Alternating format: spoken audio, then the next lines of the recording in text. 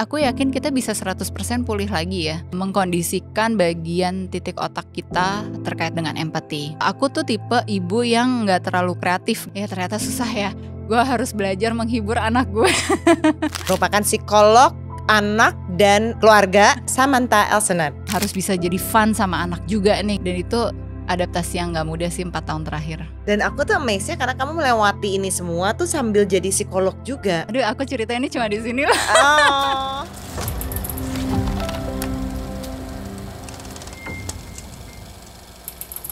Ceritain deh masa kecil kamu tuh gimana sebagai anak bungsu?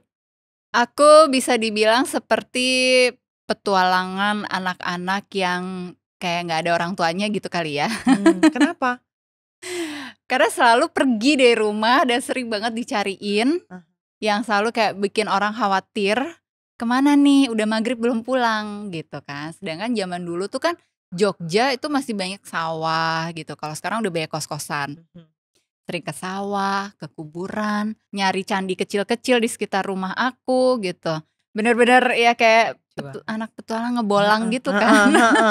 Anak bule lagi.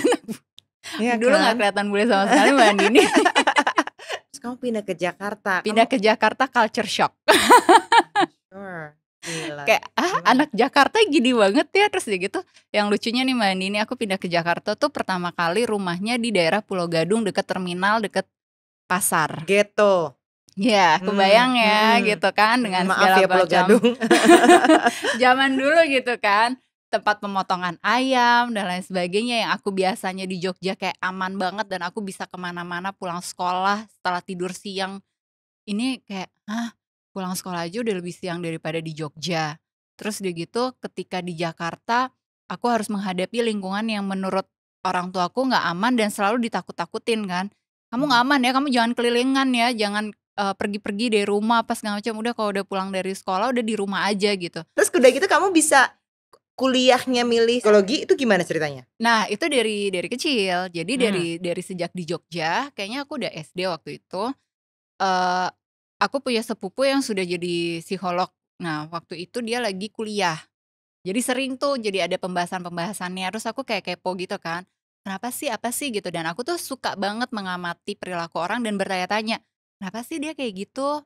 Kok dia gitu amat sih jadi orang dan lain sebagainya. Nah berhubung papaku dan mamaku itu juga punya panti asuhan kan. Terus kita suka menampung orang-orang yang kurang beruntung gitu. Nah adalah beberapa kali ODGJ itu yang datang ke rumah kami waktu itu di Jogja. Jadi yang kayak, kok dia nggak pakai baju? Kenapa dia nggak pakai baju? Kok dia dikasih makan, makannya dilempar ke tanah, terus dimasukin lagi ke tempat makanannya, terus udah gitu baru dimakan. Kok gini sih gitu? Atau enggak kayak kita rawat kok dia malah kabur sih? Kenapa sih orang kayak gitu gitu? Jadi banyak banget pertanyaan-pertanyaan, termasuk kalau misalnya ada orang yang kayak berkonflik gitu. Kenapa sih dia berantem? Emang nggak bisa ya baikan aja gitu. Terus kenapa sih orang tuh jahat sama orang yang lain? Jadi pertanyaan-pertanyaan kritis yang katanya orang mungkin old soul kali ya. Aku tuh dari kecil udah mempertanyakan hal-hal kayak gitu dan ketika dengar dari sepupuku apa yang dia ceritakan waktu dia kuliah gitu, pengalaman-pengalaman ilmu-ilmunya tuh kayak, oh ternyata ada ya ilmu kayak gini ya, wah seru juga ya gitu. Nah pas aku pindah ke Jakarta, waktu aku SMP, dia lagi profesi, lagi ambil S2 dan profesi untuk jadi psikolog. Nah di situ makin seru lagi kan, kayak aku banyak nanya tentang parenting yang benar tuh seperti apa sih gitu. Kenapa parenting yang tiba-tiba jadi iniin kamu? Emang ada pengalaman apa dengan parenting? Karena mamaku kan meninggal waktu aku masih umur 3,5 tahun. Oh jadi udah kamu kecil banget ya? Oh, sorry. Meninggal dari umur 3,5 tahun, terus udah gitu pas aku pindah ke Jakarta, aku tuh banyak bermain sama teman-temanku. Jadi kayak main di rumah temanku. Terus kayak melihat dinamika keluarga tuh beda-beda kan. Orang tuanya interaksinya ada yang aku inget deh, temanku tuh orang tuanya selalu rajin meditasi. Dan isi rumahnya adalah lambang-lambang atau simbol-simbol untuk membuat mereka mudah meditasi. Terus aku nanya sama dia gitu, kenapa sih gitu? Emang meditasi tuh kayak gimana gitu? Efeknya apa sama kita gitu kan? Terus orang tua kamu ngajarin kayak gimana? Terus kayak orang tuanya ngambil kamar yang paling kecil, anaknya dikasih kamar yang paling besar di rumah. Sedangkan di rumah temanku yang lain lagi, itu kebalikannya, orang tuanya dapat kamar yang paling besar anaknya dapat kamar yang biasa aja gitu. Tapi mereka hubungannya harmonis banget gitu. Even waktu ada ini teman yang berbeda lagi, orang tuanya hampir mau pisah, tinggalnya udah berbeda rumah Mhm. gitu ya. Yang satu di rumahnya mereka sama anak-anak, satu di apartemen gitu. Terus kayak bingung gitu kan, nih pokoknya, anaknya kayak curhat sama aku, orang tua gue kayak mau cerai deh ini segala macam, apa segala macam gitu. Tapi setelah aku perhatikan kayak beberapa bulan kemudian tinggal bareng lagi, orang tua lo nggak jadi ya gitu cerai gitu?" "Iya nih nggak jadi," gitu, "gue seneng deh," gitu. Oh ternyata tuh Mhm. sengefek itu hubungan pernikahan dan hubungan pengasuhan terhadap prestasi belajarnya mereka juga. Karena kan kita ya Mmm. namanya anak ABG, SMP gitu kan, Iya. sharing-sharing cerita-cerita yang pertemanannya tuh masih tulus gitu. Iya iya iya. Beda kalau kita ketemu gede kan udah berbeda, kita udah jadi orang gitu kan. Nah terus dari situ aku punya rasa penasaran dan apalagi kayak, gimana papaku mengasuh kami bertiga pun juga beda banget gitu sama Mmm. teman-temanku ini yang aku temuin. Dia as a single dad berarti? Dia Oke. akhirnya menikah lagi pas kami pindah ke Jakarta itu. Oke, baik. Kemudian itu juga ada pengaruhnya juga dengan kamu? Oh ya, banyak pengaruhnya Kak. Oke. Banyak pengaruhnya, tapi aku merasa sangat bersyukur sekali gitu dengan pengalaman-pengalaman itu karena itu mendewasakan dan membantu aku ketika aku belajar tentang psikologi, banyak contoh kasusnya kan, Iya iya. Apa gitu. yang kamu pelajari kayak dari ceritamu sendiri Mhm, gitu ketika pindah ke Jakarta, dari comfort zone kamu di Jogja, udah gitu nggak ada mamah kan, udah gitu mhm, ada ya ini ada perempuan baru lah gitu, it's not mhm. mom baru gitu. Itu apa yang kayak ininya, konfliknya di dalam diri kamu? Konfliknya? Heeh, atau apapun lah yang kamu rasakan lah, sebagian kamu cuman cewek sendiri kan? Enggak kakakku yang pertama perempuan, Oh jadi perempuan, perempuan cowok, laki terus oke perempuan. oke. Kalau buat diri kamu apa yang kamu rasain kayak looking back tuh apa yang ini sih jadi Dinamikanya ya, iya, dinamikanya pada saat itu yang aku rasain gini. Istrinya papaku tuh kebetulan baik banget dan sangat perhatian. Dia suka bilang, "Aku tuh akhirnya mau nikah sama papa kamu karena kamu loh alasannya," gitu. mmm, "Karena kamu anak yang paling kecil, terus beda dengan yang lainnya," gitu. Nah, arti beda dengan kakak-kakakku apa aku nggak tahu ya dan mhm aku nggak mhm, pernah punya kesempatan untuk nanya itu dan aku merasa apapun yang masih misteri biarlah menjadi misteri mhm daripada menjadi mhm, konflik baru. Nah, ketika aku merefleksikan itu ada satu kejadian karena dia segitu perhatiannya, mungkin dia jadi merasa aku tuh anaknya dia. Jadi ketika ke mall, ketemu temen-temennya, ketemu keluarganya, selalu dia bilang, "Ini anakku nih," gitu. Nah, aku merasanya, "Enggak dong," gitu, "aku kan bukan anak anak biologis," gitu. Tapi kan itu pengalaman dan pemikiran anak kecil yang masih egosentris kan. Ketika kita udah dewasa kan pemikirannya beda lagi gitu. Berarti kan lebih ke dia segitu menerimanya kehadiran kami ya, sampai kami dianggap sebagai anaknya sendiri juga gitu. Nah tapi pada saat itu kayak ngerasanya, "Apaan sih? Kok ngaku-ngaku ibu gue sih?" Nah itu yang banyak aku refleksikan gitu, sehingga aku tuh ngerasa basic foundation di dalam kehidupan kita tuh memang di keluarga, iya. terutama parenting, makanya suka banget gitu pembahasan itu. Wow, dan kamu sendiri juga udah ngalamin gitu berbagi dinamikanya, Iya. iya kan di keluarga.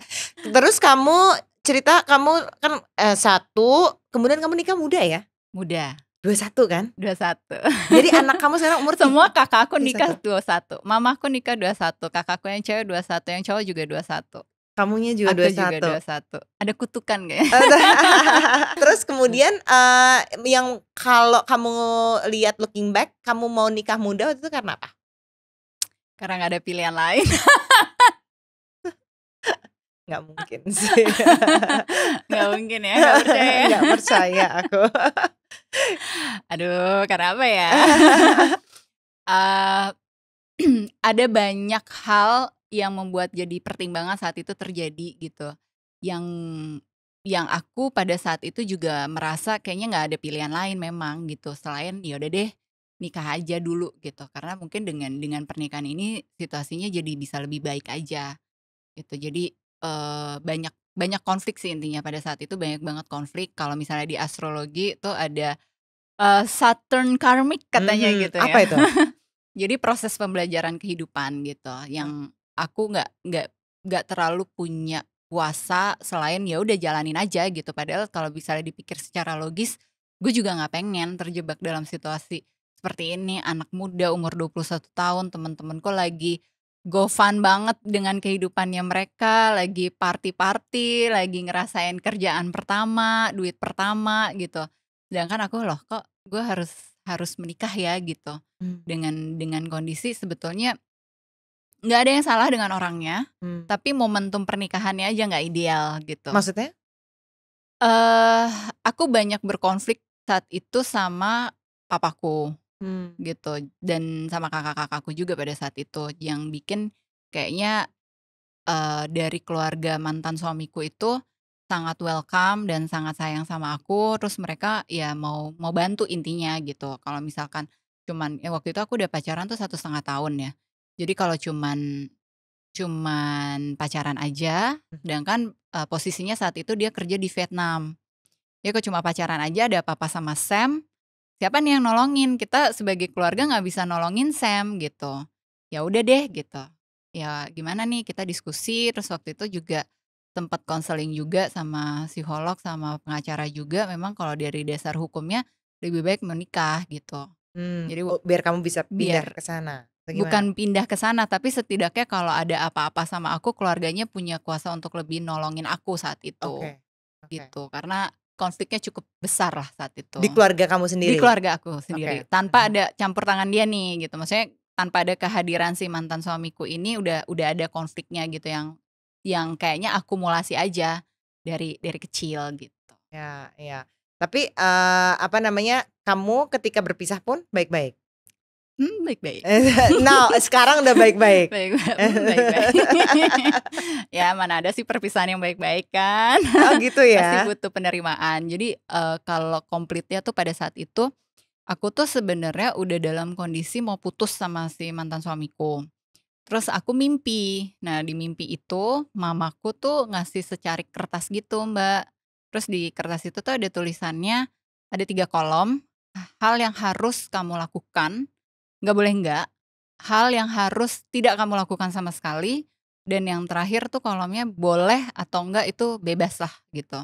Nah, yang di kolom pertama yang benar-benar harus aku lakukan tulisannya adalah menikah sama si mantan suamiku itu. Di kolom yang kedua yang nggak boleh sama sekali adalah bergantung sama keluargaku. Nah, jadi aku merefleksikan dengan perjalanan pernikahanku juga 10 tahun gitu ya, dan ya 1,5 tahun, pacaran, terus proses pisahnya sekitar 6 bulan, total-total 12 tahun tuh memang itu emang harus dilakukan aja saat itu. Proses pembelajaran, proses gimana, Sam menjadi manusia yang independen lah gitu, dengan banyak sekali pembelajaran yang diajarkan oleh mantan suami itu Mmm. gitu. Jadi, ketika ketika ada suatu masalah lagi gitu, dan masalahnya sebetulnya udah banyak gitu ya, cuman ini kayaknya harus harus pisah karena, udah sulit banget gitu untuk diselesaikan, untuk, kalau kita mau repair lagi, itu kayaknya bakalan berat banget gitu. Jadi resiko yang paling minim setelah sekian tahun kita mencoba macem-macem adalah ya udah kita pisah, jalan sendiri-sendiri aja. Dan itu salah satu hal yang berat banget, keputusan yang sangat berat, karena konsep di dalam pemikiranku tuh adalah menikah tuh sekali seumur hidup, dan sebisa mungkin kalau ada masalah ya harus diselesaikan. Tapi segala macam teori teori psikologi, teori relationship, teori tentang pernikahan sudah dicoba semuanya gitu, tapi, kayaknya masih belum beruntung, dan akhirnya aku memutuskan untuk pisah gitu. Nah, pada saat aku memutuskan untuk pisah tuh, dia nggak setuju dengan hal itu. Jadi agak agak alotnya tuh di situ, Mmm. gitu. Sampai sekarang pun aku masih masih mencoba untuk healing juga. Iya, iya. Kayaknya dua-duanya mungkin sama-sama masih mencoba healing juga nggak Aku sih? nggak tahu ya, karena dia sudah move on. Oh gitu, jadi ini tapi masih hubungan baik? Masih hubungan baik, dia juga masih, look after anakku gitu. Jadi, masih semuanya masih baik sih, masih bisa co-parenting apa segala macem gitu. Aku tuh pokoknya sebelum sebelum akhirnya memutuskan untuk divorce itu aku konseling sama psikolog juga. Waktu itu aku tinggal di Dubai kan. Jadi aku konseling juga, terus, pada saat proses divorce-nya juga aku didampingi sama psikolog juga, terus kayaknya udah beres nih ya gitu. Terus, 1 tahun setelah divorce tuh ada satu kejadian juga yang bikin jadi, "Hah?" gitu, kayak "Duh kenapa nih ya kayak gini lagi?" Tapi kejadiannya sama anakku. Oh, kenapa Nah, anakmu? jadi, waktu itu tuh dia ulang tahun. Nah, pada saat dia ulang tahun, itu kan lagi kasus Delta ya, Ya. lagi tinggi-tingginya. Terus aku kan harus vaksin. Nah, aku baru vaksin tuh 1 dosis. Jadi aku nggak bisa pergi dampingin dia, untuk waktu itu dia mau ulang tahun di Dubai sama teman-temannya dan sama bapaknya gitu. Terus aku bilang, "Ya udah nggak apa-apa, terbang dulu, terus nanti, mama nyusul," gitu. Nah, ternyata itu adalah last flight. Habis itu Tutup. lockdown lagi, terus aku harus nunggu sampai dibuka lagi. Nah, pada saat aku udah siap apa segala macam untuk berangkat, ternyata jadwalku kan padet ya pada saat itu gitu. Terus kayak, ya kayaknya sambil sambil nunggu bisa lah ya gitu. Karena kan aku segitu percayanya nih, bapaknya aman-aman aja kok sama anaknya gitu, nggak kenapa-napa gitu. Nah, ternyata ada satu momen, aku baru tahu kalau ayahnya tuh waktu itu mau menikah lagi di situ, di momen itu, dan, eee ini menghancurkan hati anakku yang dia belum tahu kalau orang tuanya tuh divorce, dipikir cuman lagi berkonflik aja gitu. Jadi memang belum ada momen kami berdua tuh bisa ngomong sama anakku secara langsung gitu loh. Umur berapa dia waktu itu?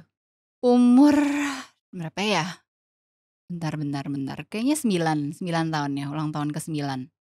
Nah, ya udah jadi kayak dia ngerasa hancur gitu, kok gini dan itu dan lain sebagainya, belum bisa menerima kok secepat itu, emang kapan divorce ya dan lain sebagainya, masih jadi pertanyaan-pertanyaan dia. Ya aku akhirnya fokus untuk dia dulu nih gitu. Jadi dia juga, eee, dapat sesi untuk play therapy gitu di sini, terus habis itu ya udah dia semakin pulih, semakin apa segala macam gitu, terus aku baru kayak, "Ah lelah ya ternyata." Bisa nggak sih kita sebenarnya 100% pulih menurut kamu? Kalau menurut aku pribadi, aku yakin kita bisa 100% pulih lagi ya. Karena kan kondisi pulih itu, mengkondisikan bagian titik otak kita terkait prefrontal cortex kita, amigdala kita, sama sudut pandang orang ketiga kita, yaitu terkait dengan empati. Jadi kalau misalkan kita tuh nggak healing, kita nggak bisa mengaktifkan sisi empatinya. Mmm. Tapi kalau kita healing, itu kita bisa mengaktifkan sisi empatinya. Nah, hubunganku sama papaku tuh kan ada momen-momen yang nggak terlalu baik ya. Namanya anak punya idealisme, punya orang tuanya seperti ini, membandingkan rumah temennya bapaknya cool banget sama anaknya dan lain sebagainya. Kok aku tiap ketemu sama papaku, aku cuma diceramahin aja gitu Mhm kan. mhm. Ini selama 10 tahun kamu juga pas lagi nikah Iya lagi terjadi? Mhm. gitu. Terus, mantan suamiku tuh dia bilang gini, "Coba deh Sam, kamu berempati sama papa kamu. Dia tuh punya anak 3, dia duda, dia juga ngurusin usahanya dia ngurusin panti asuhan juga, terus anaknya semua nggak ada yang nggak nakal, semuanya anak-anak yang nakal gitu ya, which is ya nakal nakal anak-anak lah, remaja nakal tuh gimana gitu. Tapi kan itu menjadi suatu beban pemikiran orang tua dan akhirnya kalau aku sih ada di posisi papa kamu, aku belum tentu kuat kayak papa kamu loh, ngatasin 3 anak kayak gini. Mhm. Di situ tuh kayak jadi tek buat aku gitu. Ah, ya ya, bener ya, gue harus punya empati sama bokap gue ya gitu.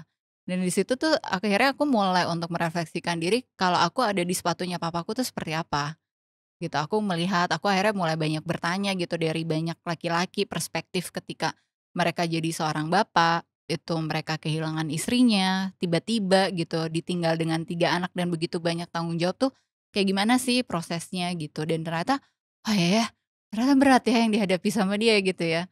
Nah itu aku baru mulai kayak, oke deh ya udah kita berdamailah, emang emang meant to be happen aja pada saat itu gitu. Mmm. Jadi mulai makin bisa menerima, terus akhirnya hubunganku sama papaku mulai membaik pada saat itu. Jadi Mhm. udah mulai yang bisa bercanda pas segala macem, kayak sisi idealismenya tuh udah nggak ada lagi gitu, kayak Iya. ya udahlah normal lah. Tapi pernah nggak kayak duduk bareng sama bokap gitu, kayak itu heart to heart conversation untuk meluruskan hubungan kalian?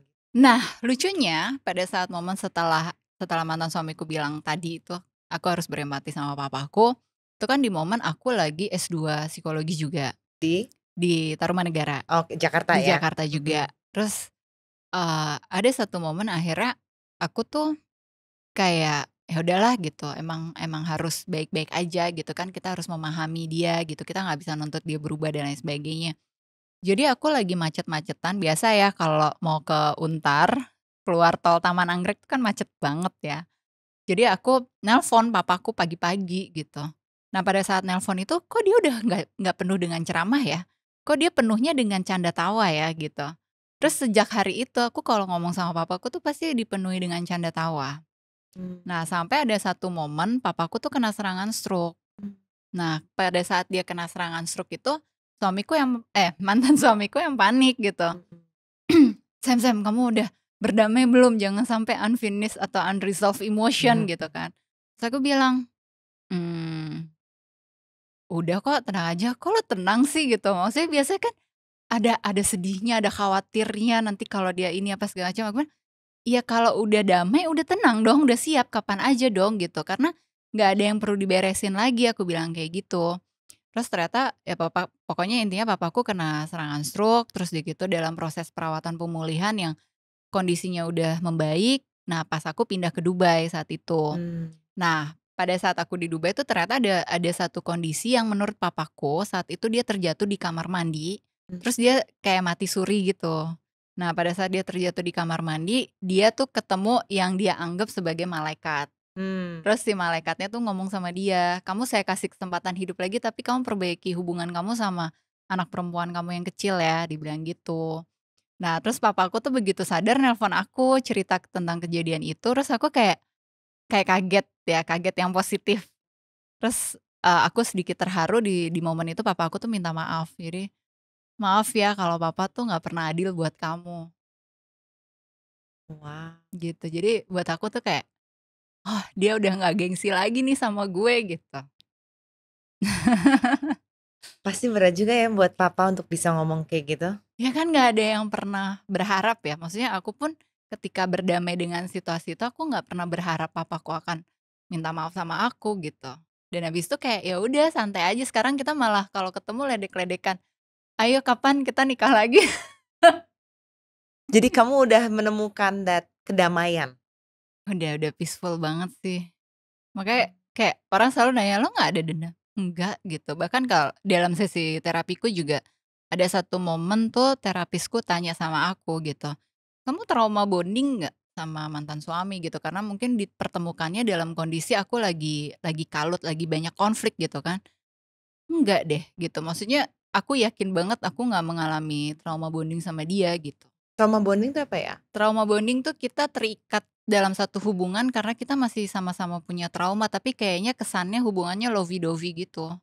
Mmm. Sehingga nanti lama-lama perjalanan hubungannya tuh kayak ada ketimpangan, yang satu lebih dominan gitu, Ya. yang satu enggak gitu.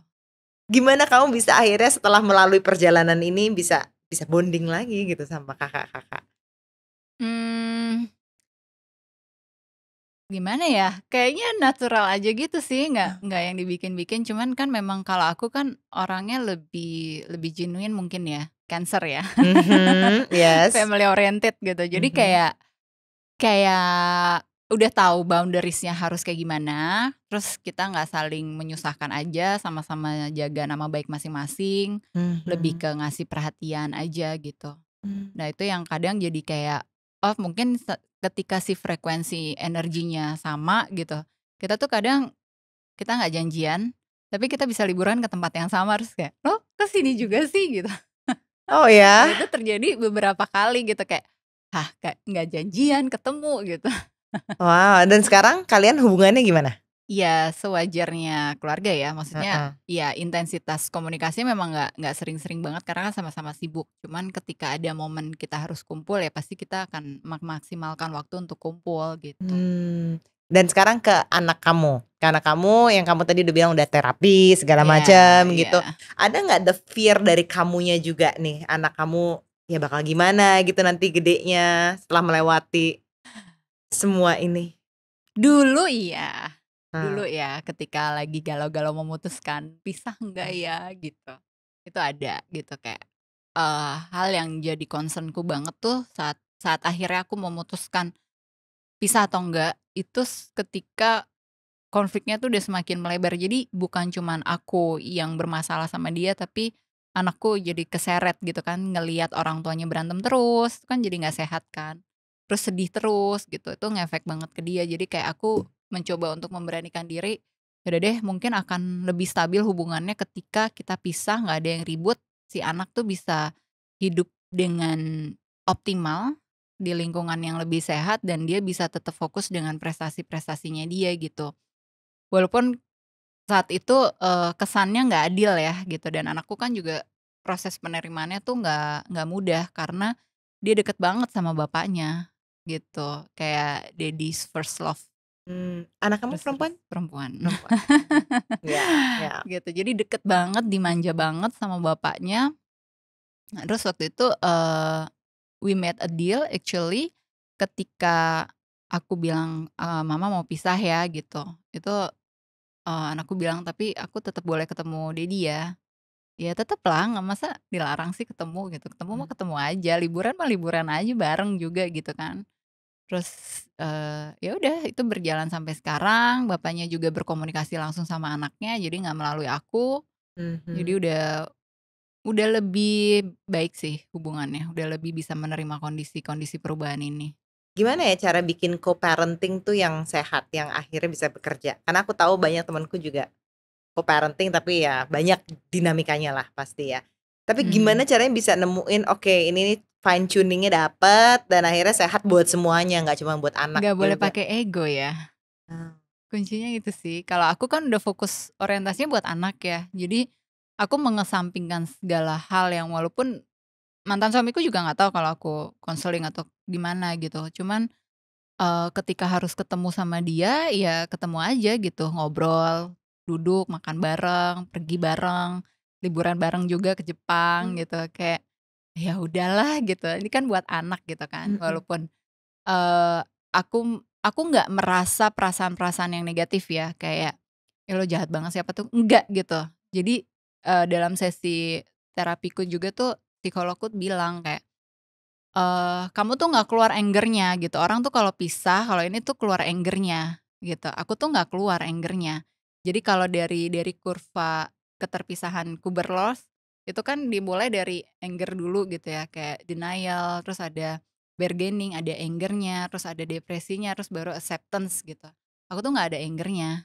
Mmm. Jadi kayak maju mundur gitu kan bargaining kan, "Iya nggak ya, pisah nggak ya?" Gitu. Terus kayak, "Enggak kok, gue nggak kenapa-napa," tuh kan denial kan, padahal kenapa-napa gitu. Terus tiba-tiba aku skip aja gitu si anger-nya, tiba-tiba aku ngerasa kayak low energy banget dan masuk ke fase depresinya kayak, "Aduh sedih banget ya ternyata hidup sendiri tuh susah ya, nggak seenak waktu ada partner." Karena kan ngobrolnya nyambung banget, apa Mmm. segala macem gitu yang ya walaupun dia ngeselin tapi kan lucu. Ada, pasti kan ada momen-momen kayak Iya. gitunya kan, terus kalau misalnya kayak di rumah, aku tuh tipe ibu yang nggak terlalu kreatif gitu, ngasih ide buat anak tuh apa gitu. Kayak lebih yang jadi bad cop-nya mungkin ya, Ya. yang masalah aturan deh gitu. Bapaknya bagian good cop-nya masalah happy-happy, masalah entertainer, itu Mhm. pasti bapaknya banget tuh. Nah, jadi itu kan kehilangan banget di rumah nggak ada sosok seperti itu gitu. Ya ternyata susah ya, gue harus belajar menghibur anak gue. Harus menjadi itu semua, terus yang tadinya aku tuh strict banget harus bisa, "Enggak, gue harus bisa kayak bapaknya nih, harus bisa jadi fun sama anak juga nih," gitu. Jadi ngikutin ngikutin dia, "Oh ya udah kamu mau apa?" Gitu. Ya udah gitu. Jadi ya beradaptasi lagi, menyesuaikan diri lagi gitu. Jadi sisi Sam yang beda lagi gitu. Dan itu adaptasi yang nggak mudah sih 4 tahun terakhir. Dan aku tuh amazed-nya karena kamu melewati ini semua tuh sambil jadi psikolog juga, iya kan? Karena kamu kan juga ketemu klien kan? Ketemu klien. Ketika kamu di dalam juga masih bergumul dengan dinamika hidupmu. Iya. Aduh aku ceritainnya cuma di sini loh. Oh, thank you loh for sharing, tapi beneran, tapi karena itu menurut aku yang harus orang tuh harus tahu, kayak kita semua tuh sebenarnya manusia gitu loh. Manusia, I'm real, I'm Yes, real. you're real gitu, walaupun orang butuh kamu tapi you also need somebody else, iya Iya, iya, kan? iya, iya. Itu waktu itu gimana ketika kamu harus dealing sama orang-orang lain, Hmm. Dan kamu sendiri juga belum kelar gitu kan sebenarnya. Iya. Nah, untungnya aku jadi psikolog mungkin ya, gitu. Justru untungnya karena aku jadi psikolog, aku memahami landasan teorinya, aku tahu prakteknya seperti apa, dan aku tidak mau jadi psikolog yang jumawa. Makanya aku ke psikolog atau ke terapis yang lain juga untuk membantu aku kan. Nah, dalam proses, konseling atau psikoterapi dengan klienku tuh, aku tidak pernah mau membahas isu personalku. Kalau ditanya sekalipun, "Mbak Sam gimana?" "Oh, apa yang mau kamu ketahui tentang diri saya? Kayaknya nggak perlu diketahui deh," gitu. Maksudnya kita fokus sama kamu aja gitu. Ada momen-momen yang, beberapa klienku tuh nggak tahu sama sekali, dan orang juga nggak pernah tahu sama sekali sampai akhir tahun lalu. Jadi dari selesai divorce itu aku selalu kalau ditanya orang adalah dedinya mau nikah, nggak pernah bilang suami gitu kan. Karena aku juga perlu proses adaptasi juga gitu, gimana sih orang ngelihat aku, wah nanti psikolog gagal gitu, aku perlu menumbuhkan si rasa pedenya juga gitu kalau, gue tuh bisa loh gitu, tidak mencampurkan kehidupan personal dengan kehidupan profesional. Nah, ketika udah berjalan dan aku semakin melihat progres klien-klienku juga, mereka juga kayak ada sih yang curiga kayak, "Kok datang nggak pernah ada suaminya? Oh ya mungkin suaminya di luar negeri atau gimana?" Gitu kan. Tapi, sampai ada kayak ya beberapa yang mulai berani nanya gitu kan. Terus, aku selalu senyum jawabnya, kalau enggak, "Yuk kita fokus sama diri kamu lagi yuk," gitu. "Karena ini kan waktu yang berharga buat kamu di sesi ini," gitu. Aku selalu bilang kayak gitu sih. Sampai akhirnya aku, coming out gitu, aku bilang di Instagram juga gitu, karena aku ngerasa udah cukup nih gitu. Aku udah ngerasa jauh lebih baik, aku udah bisa lebih menyesuaikan diri, terus mungkin juga klien-klienku juga udah lebih tahu bahwa even aku jadi pembicara aja sebenarnya aku jarang banget curhat dalam konten konten pembicaraanku ya gitu, masalah pengalaman pribadiku gitu. Jadi mereka akhirnya kayak, "Iya ya kok kamu nggak pernah ngebahas sih?" Gitu. "Dalam sesi pun kamu fokusnya cuma sama klien aja, kamu nggak pernah kayak cerita, 'Iya saya juga ini.'" Terus kayak klienku tuh kan bervariasi banget Ya. kan, dan bener ketika aku lagi ngalamin proses perpisahan dan aku healing juga tuh yang datang tuh kliennya serupa tapi tak sama gitu masalahnya. Kayak keluarga-keluarga yang udah di ujung tanduk mau cerai atau enggak kayak udah nggak ada pilihan lain gitu atau enggak yang udah sama-sama suami istri saling selingkuh kemana gitu kan. Terus ternyata tuh mereka merasanya aku sangat profesional karena aku nggak pernah memasukkan unsur value hidupku ke dalam sesinya gitu. Jadi sampai mereka yang tadi udah selingkuh apa segala macem tuh balik lagi, malah nggak jadi cerai gitu, bersatu lagi gitu. Itu justru jadi kepuasan dan kayak jadi pengharapan buat aku gitu loh. Ya. Oh ya ternyata tuh emang it takes two to tango sih untuk semua hubungan tuh kalau dua-duanya masih pengen pasti bisa diusahakan, tapi kalau udah salah satu yang nggak pengen, pasti si salah satu tuh akan ke kutub selatan, yang satu ke kutub utara nggak akan ketemu gitu kan. Ada yang kayak hubungan dengan orang tua juga nggak yang datang ke kamu? Ya kayak kamu sama Mhm. papa kamu gitu, Banyak case-case-nya, banyak, itu iya kan? yang berkaitan trauma gitu banyak. Ketika kamu lagi ketemu dengan, pasien-pasien itu yang maupun, mau entah itu mau bercerai atau hubungan dengan orang tuanya kurang harmonis segala macam, kamu juga jadi kayak terapi sendiri nggak sih itu buat kamu atau pembelajaran sendiri juga nggak ketika reflecting back their Nah, story to you? ketika di dalam sesi aku nggak pernah kepikiran pengalamanku, jadi aku benar-benar active listening to my clients. Jadi kayak terbesit sekali aja misalnya kayak, Mbak Andi ini klienku terus lagi cerita gitu kan, apa-apa gitu. Terus kayaknya nih relate deh sama masalah gue, itu tuh nggak pernah sama sekali. Wow, Aku bisa ngejaga itu ya, alhamdulillah supervisiku ngajarin aku bener ya, iya, fokus ya, active fokus. listening. Iya, fokus banget. Dan aku Wow. sangat, very attention to details, gitu. Itu juga jadi masalah sih kalau dalam pernikahan ya. Oh gitu ya? Kenapa kenapa itu jadi masalah? Ya kan terlalu details kan. Aduh. "Ah, lu ini," gitu. Oh itu berarti nggak boleh ya sebenarnya? Sebisa mungkin dihindari, bikin ribut. Baik. Tapi apa kalau gitu yang bikin kamu tuh tertarik keluarga dan anak tuh apa? Karena itu kan sebenarnya berat loh. Berat, jadi ada teori Bronfenbrenner ya, itu kan, ekosistem kita tuh yang paling utama adalah diri kita sendiri, terus diri kita di lingkungan keluarga, diri kita di lingkungan tetangga, terus di lingkungan yang skupnya lebih besar, sekolah atau kantor, terus lingkup yang lebih besar lagi, society kita, baru yang paling luas adalah negara kan. So, keluarga adalah organisasi terkecil dari sebuah negara. Ketika kita bisa memperbaiki keluarga, kita bisa menyelamatkan negara karena value-nya sama gitu. Nah itu yang kalau banyak orang bercerai di Indonesia, nanti ketika Indonesia perang, siapa yang membela Indonesia?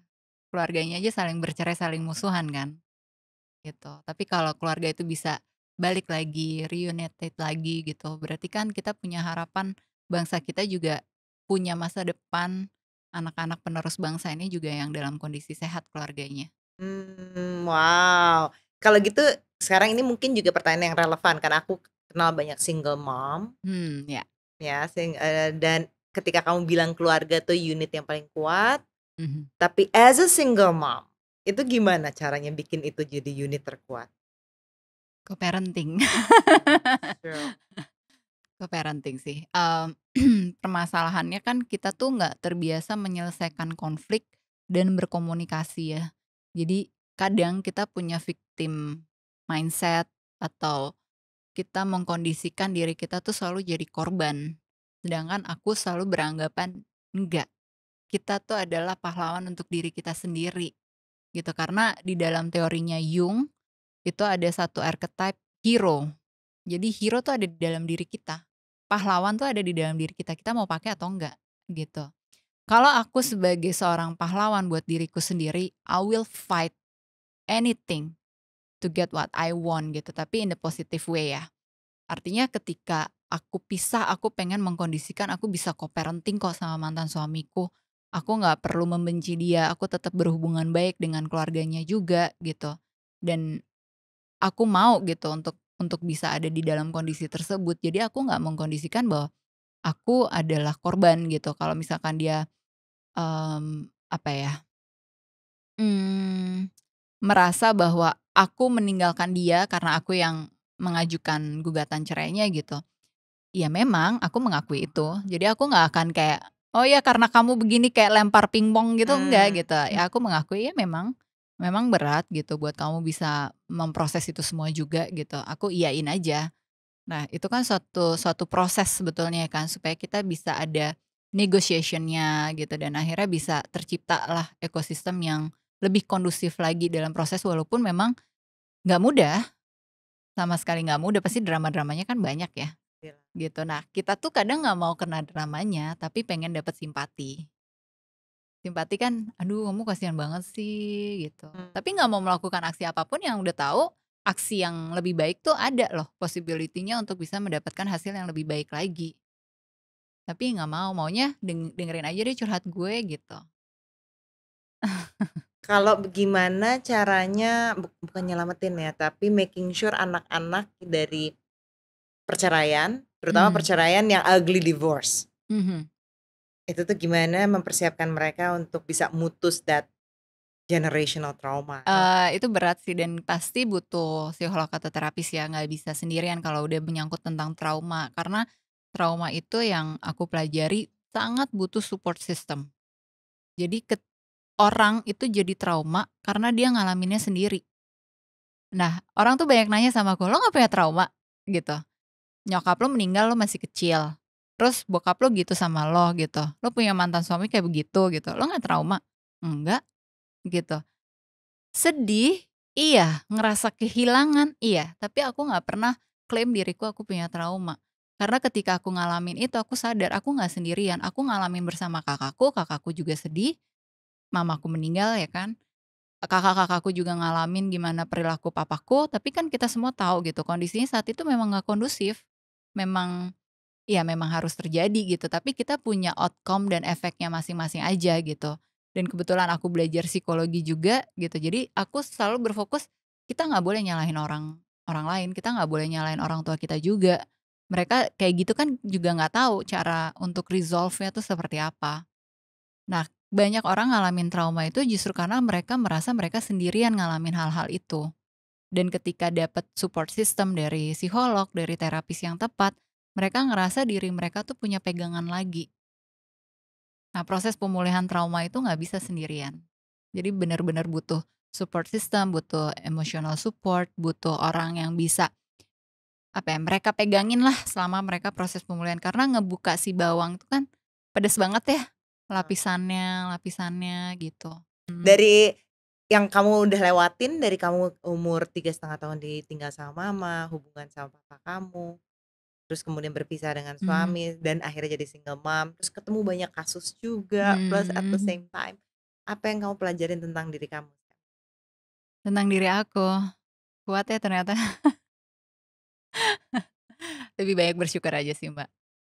Ternyata bisa survive dan aku terima kasih banget sama papaku gitu, di luar dari kondisi kita pada saat itu ya, gitu kan kondisi yang sangat nggak ideal buat kita semua gitu, tapi papaku tuh memberikan satu pelajaran penting gitu, di tengah kondisi yang sangat tidak ideal itu, dia tetap hidup gitu, dia tetap hidup, dia tetap pulang ke rumah, dia tetap menjadi dirinya yang memberikan value baik untuk anak-anaknya walaupun caranya dengan ceramah.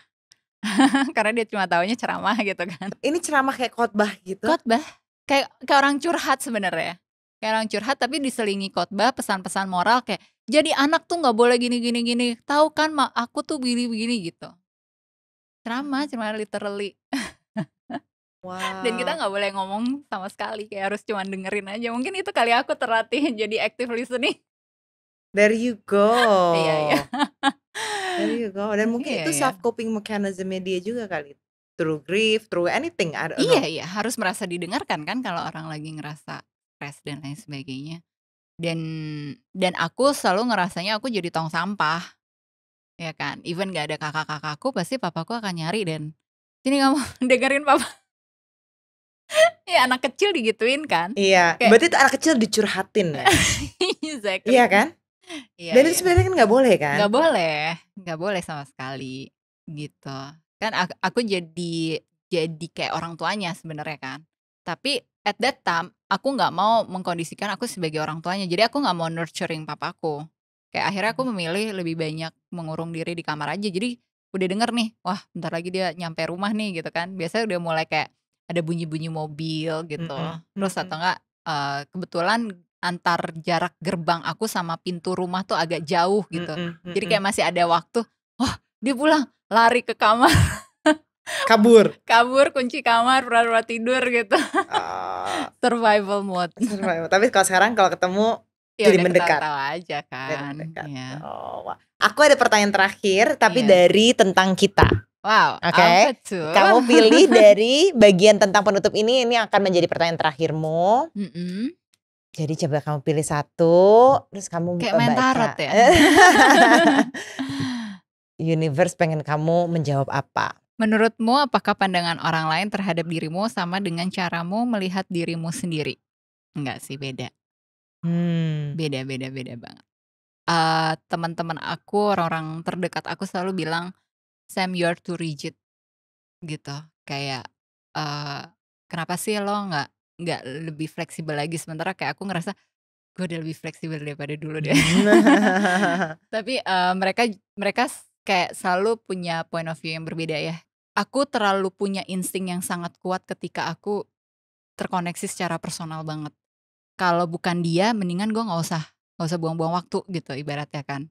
Nah, tapi Uci tuh punya pandangan yang, "Sam, gimana lo bisa benar-benar tahu kalau lo udah healing, kalau lo nggak punya pengalaman ya sama orang?" Gitu. Hmm. Kayak gitu. Terus kayak aku kayak punya pandangan, ya tapi relationship itu kan sesuatu hal yang kita harus ada di kondisi yang benar-benar setara gitu. Terus dia, "Ya tapi harus dikomunikasikan, lo nggak bisa kayak gitu," kayak, Mmm. "Ayo lo coba lebih ini lagi," gitu. Terus, "Oh iya aku belajar lagi," gitu. Jadi kayak banyak hal yang, orang-orang terdekatku tuh melihat aku sebagai Sam yang biasa, Sam yang bukan psikolog gitu. Itu ada rigidnya, tapi ada naifnya juga gitu. Sementara aku melihatnya dari perspektif I'm just being generous aja. Boleh nggak aku, can I offer you my 2 cents sebagai Boleh boleh. orang yang udah lama single? Boleh, silakan Oke. silakan. For you, especially udah mengenal kamu hampir sejam ini, Mhm. kita ngobrol gini dan kamu ceritain tentang kamu dari dulu, ma pesan aku cuman satu, Sam. You don't settle for anything less than extraordinary. That's it. Exactly. That's it. Lo swipe right aja terus, tolak terus sampai you feel that that person is very very extraordinary. Iya. Then that's the one. Ya, prinsipku dari dulu gitu. Don't Yeah. settle for less. Never settle for less. Iya. Thank you so Thank much, you. Sam.